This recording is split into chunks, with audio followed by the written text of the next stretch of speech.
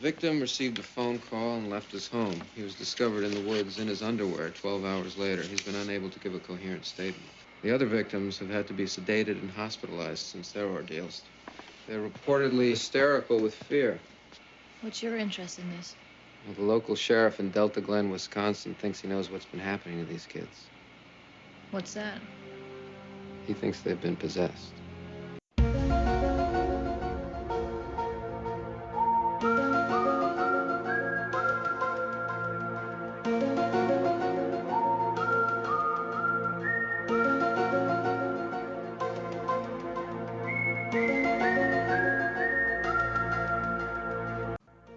Hello, and welcome to Discovering the X-Files, the podcast in which a newbie takes a deep dive into the entirety of Chris Carter's universe, while longtime fans escort me on the journey, a perilous journey filled with government conspiracies or weird monsters every other week. I'm Erix Antoine, and today Daniel and I will be discussing Red Museum, which originally aired on December 9th, 1994. It was written by Chris Carter and directed by Win Phelps. In this episode, Mulder and Scully go to a small Wisconsin town to investigate why local teens are being found in the woods half naked, with "he is one" or "she is one" written on their backs. In the process, they come into contact with a vegetarian cult. It's a Monster of the Week episode, basically, though the nature of who exactly that monster is it us, remains ambiguous throughout. It features reliable character actor Mark Rolston as the cult leader, and it also features Lindsay Ginter returning as the crew cut man. He returns to be unceremoniously dispatched. In a moment, Daniel and I will be talking about all that and more. Stick around.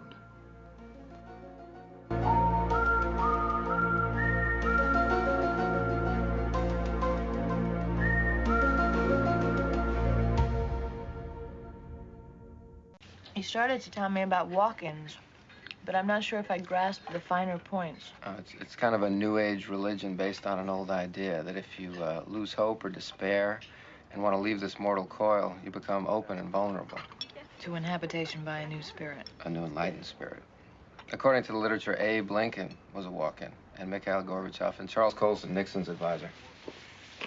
But not Nixon? No, not even they want to claim Nixon. So are you still subscribing to the sheriff's claims of a possession? I don't know. In the absence of any other plausible explanation, it's a novel theory. So, I'm a little confused. I'm going to say that up front. I'm not sure what I just watched. I'm a little bit in the dark as far as I have I have a bunch of doubts and questions, and this is a weird thing because, leave it to Chris Carter to write one of his ambiguous parables, as he is wont to do. He essentially just kind of, obviously he has these ideas that are very compelling, and he really wanted to talk about this. I think he was very intrigued by the idea of, I haven't looked this up. Is Chris Carter a vegetarian? I don't know. Or vegan, or which, if he were, it wouldn't surprise me in the least. Mm-hmm. And and also the fact that this episode,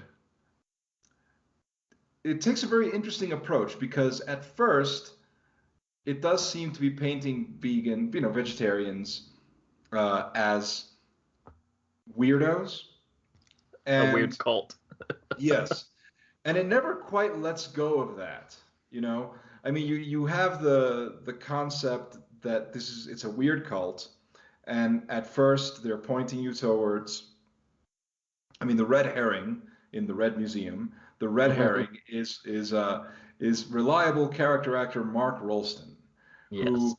who because he happens to look like an asshole, always just plays these kinds of creepy characters, doesn't he? He's one of those guys, like we talked about in the first season. Marshall Bell has that quality. There's plenty of character actors that just have that quality. Like Mark Rolston is just, People will remember him from Shawshank as the lead rapist who abuses Tim Robbins, and he's been in a bunch of stuff. He's one of those Aliens. Yeah. Yeah, that's right. He's in Aliens. He's not. Drake.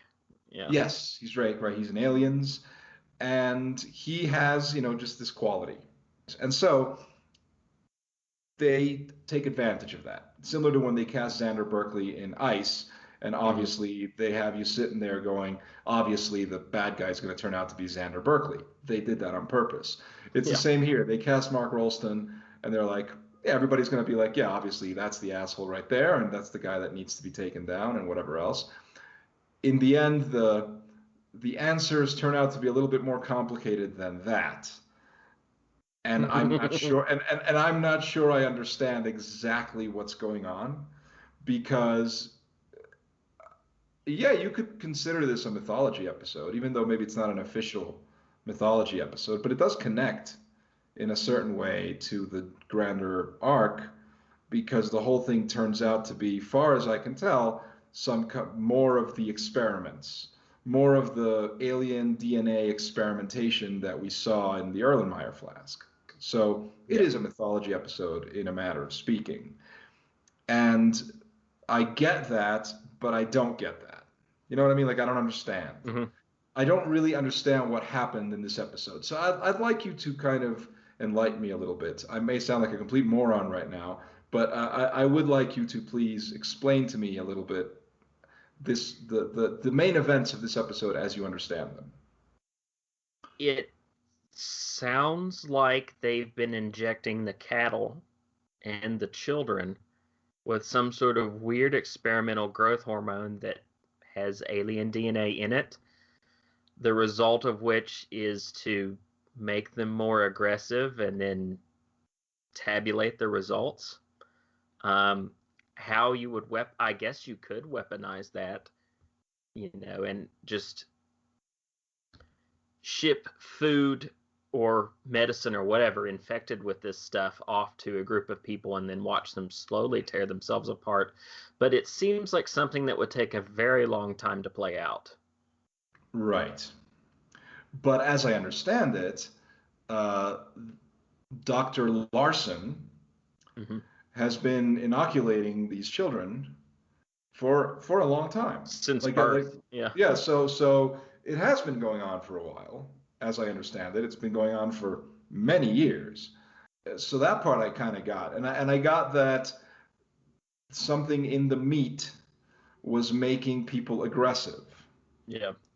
Okay. And so that's why you have the sheriff's son is just a fucking douchebag. And that's basically all that is. And that's because he eats too much meat. So, it's Chris Carter's not subtle. That's what I'm trying to say. Like that's why I'm under the assumption that Chris Carter is not, that he's probably a vegetarian. Yeah, at least vegetarian, if not vegan.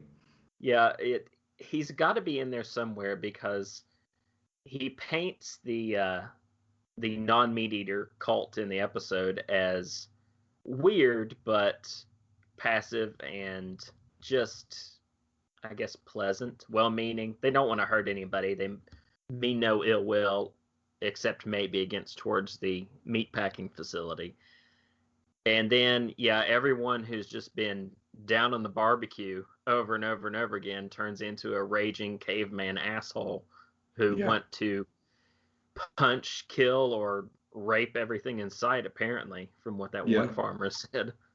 Yeah, exactly. And then, you have a cute little scene in which Mulder and Scully go out to dinner. Yeah. And, Scully really enjoys those ribs. That's, it's like finger looking good. You know what I'm saying? And, it doesn't have any negative effect on them. No. They go out for a nice dinner of ribs and whatever else, and they're fine. But then again, they're just having this one meal, whereas the implication is that everyone in this community has been eating this meat on a regular basis several times a week for many 20 years. Yeah. Right. So ultimately, it has an effect on these people, a negative effect, no doubt. And that part I get. Then I don't really understand, again, the fake out villain, the guy that's responsible for the kidnapping, but not responsible for the death. Yeah. I don't really understand who that creepy guy is, because he's the guy hiding in the wall, right? Mm-hmm. I understood that part of it. He's the guy hiding in the wall, but I didn't quite get. I I missed who he was and what he was doing. More importantly, like I kind of missed what that had to do with anything, and it could just be again that it's one of those things where you think you're paying attention, then your brain farts and you just miss some crucial detail that will explain, just a line of dialogue that I might have missed, something that I just didn't pick up on, but I just didn't get who he was. I got that he was somehow involved. I got that he wanted to mark these people as quote unquote barbarians, Mm-hmm. but I don't understand. Like I still didn't get who he was and what he was doing. And Yeah, that's an area where it gets a little foggy because just looking at it, you would initially think, oh, he's the one who the men in black have hiding around and peeping on these people and documenting, their changes in behavior and hmm personality and attitude. hmm But then the episode turns around and says, no, he's been involved with, the cow injections and the child inoculations, but he's also realized the ill effects it's had, and it sounds like he's compiling evidence to turn it into someone else, like to out the entire thing at some point, and he hmm just hadn't gotten around to it yet. So instead of him cataloging info for the shadowy organization that's behind everything, he's just this person acting alone. So it complicates the plot even further. Yeah, further, and I would say needlessly, Mm-hmm. because Yep. there's this. It's so intriguing. The setup is so intriguing. It's one of those things where again you have this really intriguing setup. A missing boy found in the woods with a mysterious message scrawled on his back, and wow, that's creepy. That's like interesting. And this has happened before, and with people in other towns, and you're getting sucked in, and it all seems to be making a certain kind of sense. We know that this guy is some kind of a perv because he's Mm-hmm. like hiding in the wall at the very beginning of the episode. He's the guy peeking in on the woman getting undressed in the bathroom. Okay, and obviously he has nothing to do with them. He's there, he's hiding, and he's been spying on this family. And I got the sense that he was somehow, I mean, he's the guy doing the kidnappings. Mm-hmm. And what I don't understand though is what does he do? He kidnaps them and drugs them? I don't really get it. Yeah, they don't really go into any detail on that, which is why it just needlessly muddles everything in what is already a complicated plot. It would have, just to play armchair writer again, it would have been easier to just make him more of a cog in the machine of the conspiracy and not just someone acting alone. Even if he didn't know who he was sending info to and just thought it was for scientific purposes, that would make a little more sense than, hey, I'm involved in, shooting this stuff into people and animals, but it's shady, so I'm going to document all of it and maybe blow this wide open, but also I'm kind of a perv and like to sneak around in people's walls. So, Yeah. Yeah, it's like, I don't know, do you get the sense that sometimes Chris Carter comes up with a lot of interesting ideas and is never quite sure how to flesh them out properly, like on their own. So he kind yeah. of just grabs them and just like a salad, he just goes like, well, I'll just, like he has a lot of ideas that are very disparate and compelling on their own, but by smashing them together like that, and we've seen this time and time again. We've seen Yep. we've seen it in like Miracle Man, and we've seen it in I mean, names of episodes escape me, but my point is that you always have this situation where it's a bunch of ideas that are sort of just smashed together. The Yep. end result, the end result is a collection of interesting pieces that don't really add up to a particularly coherent whole. Mm-hmm. So you sort of go like, this is a lot of episodes smashed together into one, and then the ultimate end game of the episode never really makes a lot of sense because of that. Yep. And then when you throw in I can follow most of that. I can be like, all right, well, in the understanding that some of this stuff may get resolved later, since I'm getting the sense that it's part of a larger conspiracy. So we may hear more about this, I guess. I don't know, but you have the return of Crew Cut Man, Hmm. who and that to me was extremely frustrating. Like it was it was a you get a real case of blue balls because here he comes. He's the guy who killed Deep Throat, Yep. and he returns. He returns to die. He returns to die off screen. He returns to Yep. very unceremoniously be killed off screen by the podunk sheriff. Yep. And like that's basically it. And you go, no, that's not what you do. That like that's not. You don't grab the guy that killed Deep Throat and just. I mean, it's fine to kill him, but you don't do it like that, and you don't just make him one more frustratingly unresolved element of the piece. And he's just, oh yeah, whatever. He was just some thug. He beat the shit out of Mulder. He killed Deep Throat. I'm going. I think we as audience members have earned that showdown. Yeah. We've earned the opportunity to at least see Mulder and Scully, or one of them, or both of them, right, confront this man, and at least get into a whatever, just have some kind of a confrontation, some kind of closure, even if it boils down to Mulder screaming at him and the guy like biting a cyanide capsule, and that's the end of the story.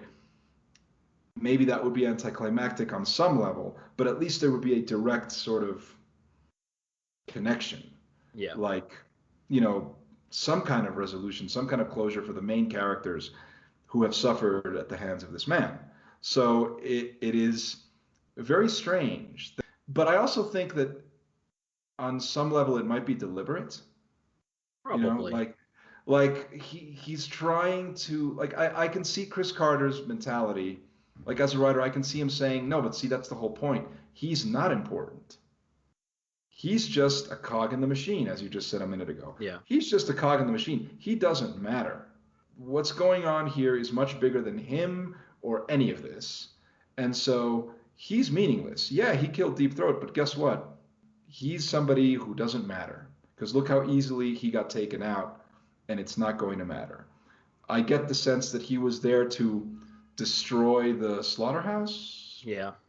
Like that's why he went there. And when cornered, he was prepared to take everybody out with him, I Yeah. guess, is the implication. And then, of course, the sheriff, enraged and saddened by the death of his douchebag son, who he just a day ago saw acting like a real asshole, dumping blood on the vegetarians, and yeah, he scolded him for it, but a part of him probably was like, yeah. Anyway, he's like grieving the murder of his son, and obviously this is the man responsible for that, and so he kills him. He shoots him again and again and again as everybody just stands there and watches him do it. And I don't know. That's not how I don't know. I would have wanted something a little bit more satisfying than that, a little bit more exciting. Even though I can take Chris Carter's thinking, like I can accept that it's deliberate, but it doesn't mean that I have to like it. You know what I mean? I Yeah. just Yeah. it's weird. You know what I mean? Yeah. I mean, they easily could have done the stereotypical spy or conspiracy thing where he's standing there, he's got the mat or the lighter, the gas can at his feet. All you have to do is have Mulder or Scully look at him and say, "No, no, no, you don't have to do this. We can protect you." And then you get the stereotypical, "No one can protect me from them." Goes Hmm. to throw the lighter, and then the sheriff guns him down. Sure, Like, sure. just something, a Something. little button to toss Yeah. on that scene would have been enough to glaze over the fact that he's just kind of unceremoniously gunned down by a small town sheriff with rage Right. problems. Right. I mean, there's that, and the fact that they also set it up because you have like when Scully's at the interrogation, she sees him. Mm-hmm. right? And it's like, hang on a second, and she goes out. So she recognizes. So like they build up something. Mm-hmm. They build up something, and you as an audience member are anticipating something, right? Because Yeah. they're putting the pieces there and they're building it up for some reason. And no, that's not how it's going to go. Like, I mean, apparently, I think it was either Glenn Morgan or James Wan, or maybe both of them. They were not too happy with this episode. No, I think it Report, was both. Yeah. yeah, and reportedly for that reason. Reportedly, they felt that it was a waste of that character. That, if you were going to bring that character back, it should have been for something a little bit more exciting or important or meaningful than this. And that is, yeah, I have to 100% agree. Ultimately, I mean, it is Chris Carter who's calling the shots, so he's got the final say in that sense. But it is strange. It's just very strange that they chose to go down this road and present a mythology episode that's not, well, I mean, as usual, right? It just asks more questions and leaves you with more Oh yeah. doubts. And the whole idea of I like the idea of the walk-ins. I think that's a very Mm-hmm. intriguing concept. I thought that was cool. I enjoyed that. I even like the idea of the cult. You know, Yeah. uh, I thought that was an intriguing concept, and even the fact that they seem like they're the villains, but then eventually they're revealed to just be weirdos, but they're not bad guys, Right. and they could even potentially be an asset to Mulder and Scully. Yeah. And I think that that's intriguing. So again, without spoiling, are they ever going to show up again? I don't remember them, but I also don't want to say no. So. Okay, okay. Because I'm not saying you set this up and then never go to it again. That's like, come on. That's like really annoying, especially since you've set up something that is so potentially compelling, and that there's potential here to keep exploring this. Uh, because at first, when they first showed up, and the episode is painting them as villains, I thought to myself, well, I'm not a vegetarian, but I certainly have plenty of vegetarian and vegan friends who might find this offensive. Who might be like, oh, look how they're painting us. This is so typical of like for them to like paint us as kooks and weirdos and whatever, right? It's like we're not all Joaquin Phoenix type weirdos who go on a speech about, putting breast milk in your morning coffee or whatever it is that Joaquin Phoenix did on the Oscars. The point is that like, we are normal people who have very strong beliefs against consuming animal protein. And here they're painted as a bunch of kooks. So I thought to myself, okay, this could potentially be offensive to vegetarians. But then, like, Mark Rolston, his sort of like righteous attitude, Yeah. and I was like, He's a bit smug. yeah, he's got a certain smugness. But then I remember, like, so the stuff he says, like, you can't come in this house, you eat meat, whatever. Like, I don't want you near my kitchen. Something that he says. And then later on, when like they're asking him questions, and like, and why do you insist on consuming growth hormones? And like, just like, and I'm going, I've heard that. Like, I've met people who speak exactly like that, and these are people who I consider friends of mine and whom I respect. And so I see that and I go, okay, so they're painting him as a bit of a weirdo, but they're ultimately painting him as a man of integrity and a certain level of like balls, you know. So that's cool. And so I would go like, I like that element, and that's why I'm saying I would have wanted to see this. I hope I get a chance to see more of this cult of vegetarians who are on this sort of mission of peace. It's not until that guy has that talk with, like, I don't the guy in the truck, the guy in the pickup truck who takes him aside and sort of goes through the whole, the growth hormones. Like, it's not until that part where you realize what the episode is about. About halfway through the episode, where you get into that whole thing about the growth hormones and what they're causing in people, and you go, okay, that's when you have the episode's number and you realize, yeah, this is not against vegetarians. This is pro vegetarians. This is pro veganism. I got it. I got Yeah. it. And so like and at that point I said, okay, so my friend probably would in the end enjoy this episode a great deal, because they would say, oh yeah, right, yeah, that's totally true. Yeah, and the whole thing about was like, but those growth hormones are totally safe. Who told you that? The government? You know, Chris Carter famously has an eternal distrust of the government, and so here we see more of that. You know, here we see more of that, and there's a certain resonance. I have to admit, there's a certain resonance to watch this episode that has that scene today in late December of 2020, in mid-December of 2020, apparently the vaccine has been approved and it's getting rolled out, but you have that segment of people who are like, but who told you that that vaccine was safe? The government?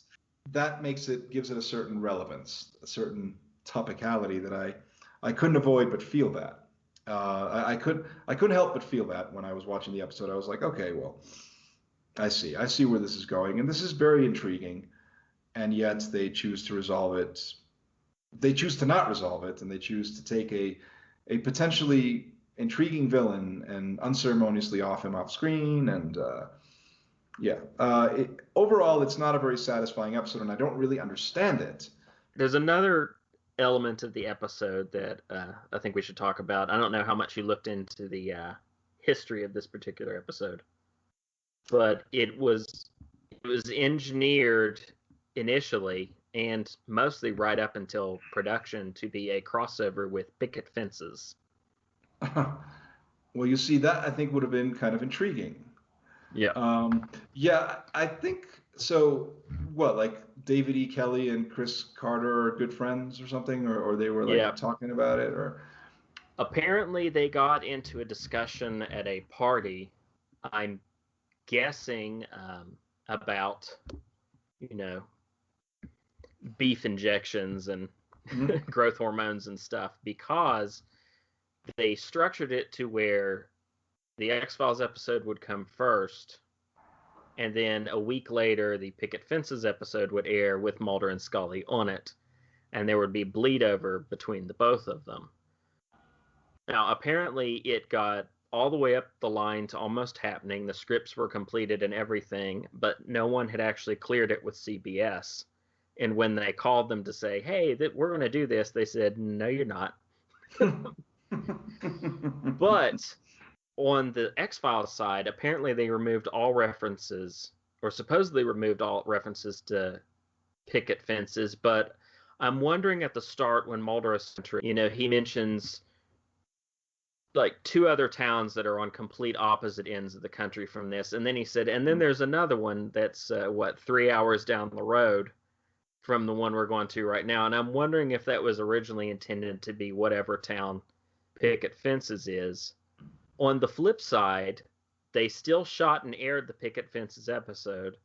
Obviously, Mulder and Scully aren't in it, but apparently the plot line still involves meat experimentation, and apparently the episode as shot still refers to Dr. Larson and someone else from the town in this. So I just thought that was interesting. Well, that is interesting. And it's all, like now that you've told me that, it feels like a real wasted opportunity. Yeah. Like I can understand why. I'm not to say that I'm like a Picket Fences fan, because I don't think I ever watched a single episode of that show. Neither have I. But the idea of expanding the universe and like trying to go into some other areas and doing some interesting things, that stuff is always interesting to me. And so I can understand why. Like from a business perspective, they were, no, we're not going to do that. That's a CBS show, different production company, different showrunners. It has nothing to do with us. It could be a real mess down the line. No, thank you. We're not going to do it. Sorry, we're vetoing that. So I can understand why on the X-Files side they said no. Maybe even on the Picket Fences side, to some level they said no. It was the CBS side that said no. Oh, okay. So it was Picket Fences that was like, nope. No, apparently CBS specifically said, we're having enough problems on Friday nights without advertising for the X-Files as well. That was the quote. Ah, I see. Okay. So there's some jealousy there. There's a little bit of Yeah, I get it. No, and obviously, I mean, Picket Fences didn't last nearly as long as the X-Files in terms of its success. I think it only had like 4 seasons or something. And right now I just realized I'm confusing Picket Fences with Northern Exposure in my head. That could have been a fun crossover as well. Well, they spent so much time in the Pacific Northwest. I'm surprised that was never floated. But But yeah, I think that would have been actually a really good idea. It's too bad. I mean, that could have been a really fun thing to do, and it's too bad they didn't. And I guess the references in Picket Fences were, the story probably worked well enough without Mulder and Scully being there. So I guess they Yeah. figured whatever. Just like this story works okay, but maybe that also accounts for some of its loose ends. Yeah, Like, that's what I was thinking. because I don't really know what kind of show Picket Fences was. I always assumed it was basically just your average primetime soap. I mean, obviously it was a bit quirky because it's David E. Kelly, right? Hmm. So it obviously had some quirkiness to it. I don't doubt that, but and probably was like slightly comedic and or had sort of a sense of humor to it. If you think of like Ally McBeal or like The Practice or these shows that he created tend to have Right. that sort of quality to them. So I figure it's probably a weird thing. But what I wonder is, did it have like intrigue of this nature? Was this a regular thing? Like I don't even know what Picket Fences was even about as a show. Neither do I. Yeah, Neither do yeah. I. And apparently, you can't even really stream the show. I looked it up, and you can rent, I would assume, the first season from most VOD outlets, but it's not, the show's not streaming anywhere. Like, we would have had trouble tracking this episode down. I guess it was season 5, or Mhm. maybe not. Let me double check on that. It was season 3, episode 10. Okay.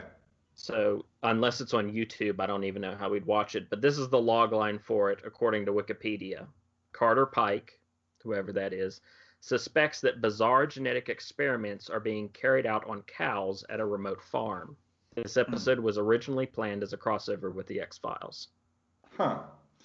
Yeah. Okay. Okay. So it obviously it's who knows, but like that seems intriguing. Oh, that's a good point because when you have that sort of crossover, Mm-hmm. um, and well, here's an interesting point. I always end up talking about CSI on one level or another in this. It's gotten to that point, but it's relevant to this. So CSI is a CBS franchise, Mm-hmm. and they essentially, I don't know if they were the first to do it, but they were among the first to do it, where you have this sort of expansive franchise of several shows that are under one brand and that are in some way connected. Mm-hmm.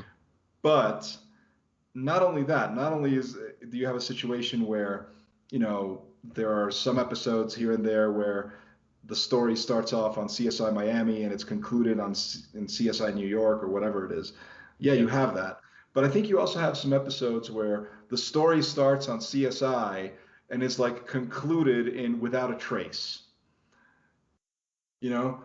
Yeah. Oh, and so it's almost like CBS, because this would be years later. This would be like was remember that time that the X Files wanted to cross over with us? Maybe we should have done that, but we didn't do it, and then like whatever. But we have all these shows, and we have a whole bunch of like police procedurals, and we have all this, and why don't we do that just among our own shows and so it's really annoying because like I know I'm eventually going to get to that episode of CSI that crosses over with Without a Trace, Mm-hmm. and Without a Trace isn't streaming anywhere.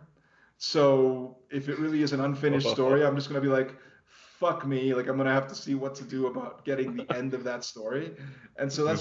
that's just really fucking annoying. And like if you're gonna do that, at least make sure that all the shows are in the same streaming platform so people can do Right. this. Right. Like at least Right. make sure, It's or at least like I make. think the CWDC shows, for the most part, have always done their annual crossover event, and I always wondered how irritating it was, at least when they first started doing it, for the people that say only watched Arrow. They didn't watch The Flash, they didn't watch Mhm, Supergirl, they mhm, only watched Arrow, and they either they're watching it on Netflix or they pick up the DVD or Blu-ray set and then they watch it and they see the single episode from that how many ever episode arc on Arrow, and then they go to the next episode of Arrow, and it has nothing to do with anything else, and that plot has not been resolved for them.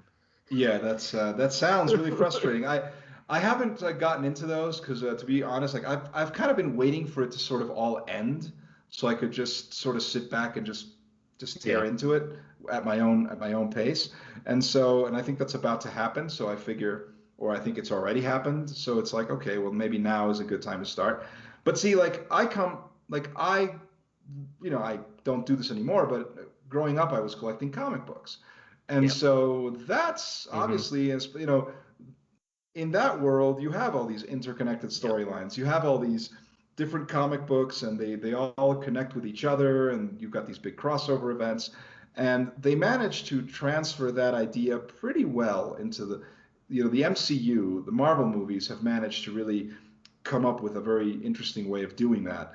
And I guess these DC superhero shows have managed to do that Yep. as a TV show, where each one is like a comic book. Let's say it's a specific comic, and each episode is like an issue. And so, if you really want the whole thing, well, guess what? You have to collect, quote unquote, all of them. So that means that Yep. you better be watching Arrow and Flash and Supergirl and whatever else, right? Because otherwise, you're gonna miss out. You're gonna like when you get to that Yep. one big crossover event, you're gonna miss out. So I do think that stuff's pretty fascinating in the sense that it's a good way to uh, get a lot of ratings for your shows. Hmm.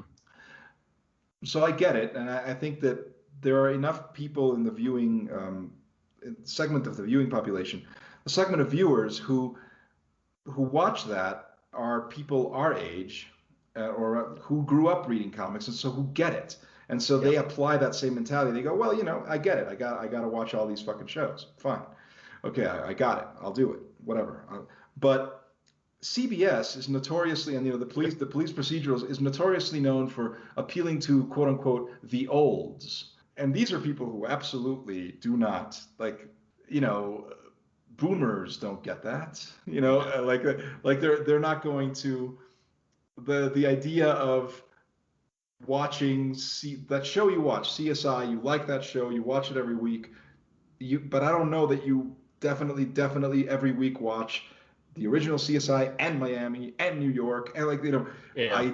I think you just catch it whenever you remember that it's on and you just catch an episode and whatever. So those crossover events on that area must be fucking infuriating. And I would so, think so. not to mention one where it's like, oh, on a totally different show that has nothing to do with CSI that maybe you never watch, and you're just like, what, you know? And that's just it's funny to me. But you're absolutely right. The idea of like crossovers among different series, that then you have to like, and you're just focusing on one show, and then to have this unresolved storyline is an extremely frustrating experience. So. Um, Maybe that would have happened to us if this had been a crossover with Picket Fences, Yep. where technically this story would have been resolved in Picket Fences. Right now, we'd be fucked. Yep. So I kind of want to watch that episode anyway, and I'm still fucked because where the hell am I? Unless it's on YouTube, and I haven't checked. Maybe it is. Unless it is on YouTube, there's no way for me to watch it. all right, well, you know what? I mean, it's too late now because we're already sitting here recording this. By the time this posts, it'll be even later than that. But all right, well, I guess I'll track it down too. I'll be curious to see like if I can see any of the tangential Connective tissue. connections. Yeah. And I would ask our listeners to do the same. Look it up. If what I will promise is the following: if this is on YouTube, I will provide a link to it in the episode description, so people can just go ahead and check out that episode just out of curiosity. Even though it's not really an X Files episode, they can pretend that it is and see what happens. I do have to commend Chris Carter for being willing to pull other outside shows into the overall X Files branch, like almost doing Picket Fences. I know at one point, and they never actually did it, which is a shame. They almost did a crossover episode with Cops. They were going to do an X Files episode in the style of Cops, but they never got around to doing it. And it's no shocker that we will get a crossover with Millennium on down the line. Yeah, But eventually. there's some other things that will might be connecting in the future, just to tease you a little bit. All right. You All know, right. it didn't stop here. Yeah. There's some other stuff. So Yeah, and you know what? I'm going to chalk that up to Carter, to Chris Carter being, you know, essentially probably being a comic book reader himself, and probably. sort of, you know, buying into that whole concept of interconnected plot lines and weird ideas, and just being game for doing fun things. Yeah. Because you know, you've got a cool genre show where you, because of it, the nature of the show allows you to be experimental and do weird things. So why not go for it? Why not go for broke and just do it? So yeah, I mean, I agree with you. I think it's not a bad idea at all. It's too bad it didn't happen. And well, you know, I guess we'll see what we'll see. So You said you wanted to show us something. You're looking at it. See those men over there?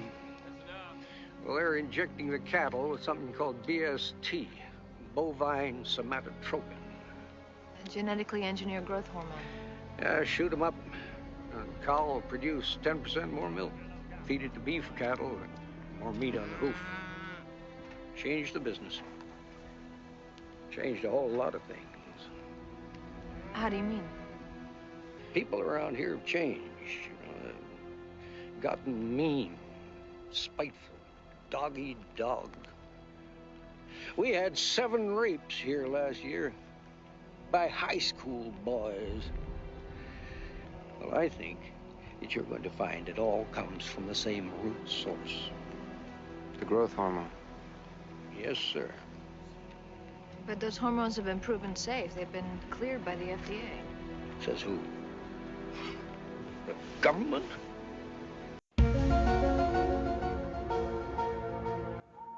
and that is that. I hope you enjoyed our discussion. And if you did enjoy it, there are many ways you can support the podcast, which is available on Anchor FM, Spotify, Apple Podcasts, and other platforms. You can subscribe. You can rate and or review it depending on what platform you're enjoying it on. And of course, you can share and spread the word on social media. Please do any or all of these things. Every little bit helps. Look for the Erix Antoine Network on Facebook or on YouTube. You can also follow me on Twitter at ErixAntoineNet and check out my film reviews on Letterboxd. You should also check out Daniel Baldwin's website, theschlocketeer.com, and follow him on Twitter at Daniel W. Baldwin.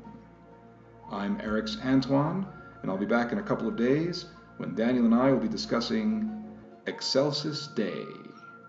I hope you'll join us. And until then, please remember that the truth is out there. See you next time.